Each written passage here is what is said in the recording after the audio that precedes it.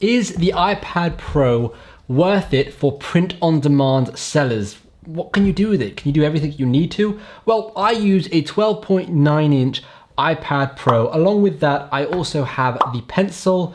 I use a special paper-like screen protector. Now, this video is not sponsored by any of these people, but I use this screen protector because it makes the screen on the iPad feel very much like paper, which is great for drawing.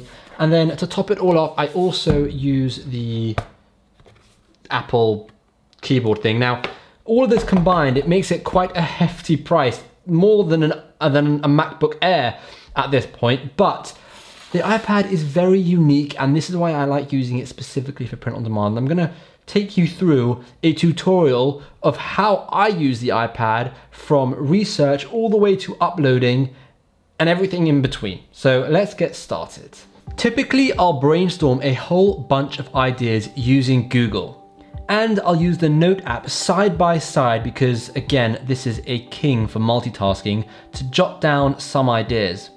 Another place I like to go to is Vexels or Placeit to get some inspiration. Sometimes I'll use their designs and then tweak them and make them my own using an app called Procreate. We're going to talk about Procreate soon. But this video isn't that, because not everyone has access to Vexels. So this video is just using Google to get some inspiration and come up with brand new ideas using the app Procreate and using the Apple Pencil. Okay, so let's get designing, but first, please smash that like button for the YouTube algorithm. We all know it does wonders, and I really, really appreciate it. And without further ado, let's get designing.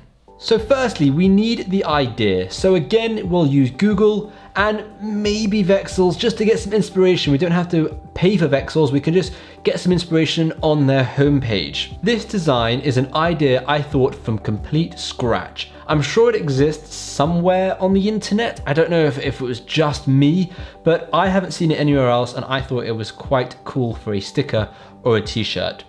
So what we're going to start with is we're going to be using the app Procreate. This app costs $9.99, which for what it can do is an absolute bargain. But I just want to quickly preface this video. This is not a Procreate tutorial. That video is going to be coming out soon if that's something you want to see. This is just how I use the iPad from start to finish for print on demand. Once opening Procreate, I'll get some images from either Google or another vector site just so that I can get the coloring right and maybe trace elements of it.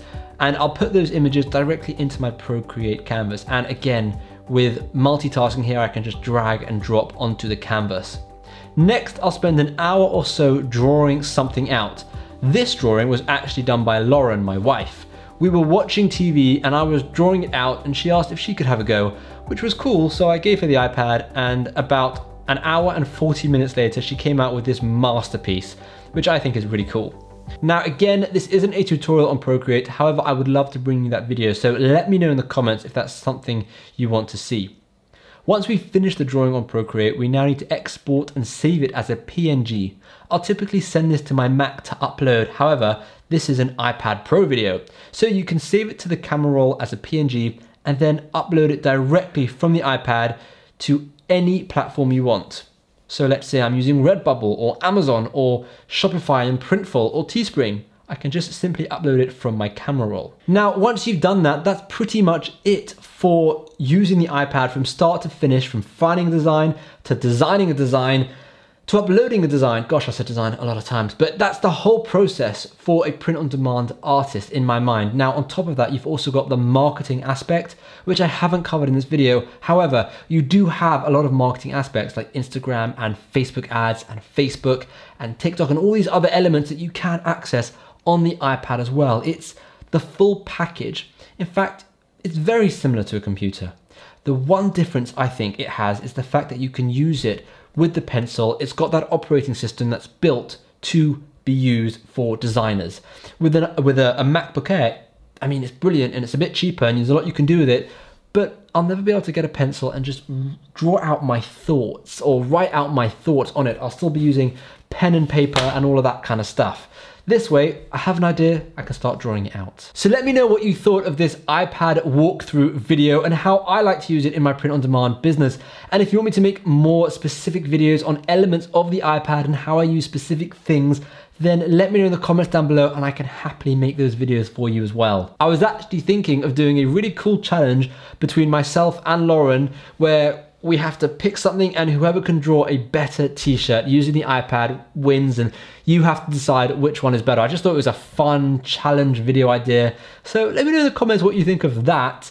And now that I've given you about 10 things to let me know in the comments, I think we can wrap up this video. So I want to end just by saying I've left the link to the iPad that I use, the pencil, the keyboard, and all the apps in the description. So if that is something you want to get, you can just quickly go and find exactly what I am using. And of course, thank you so much for watching. I'm looking forward to seeing you in the next video.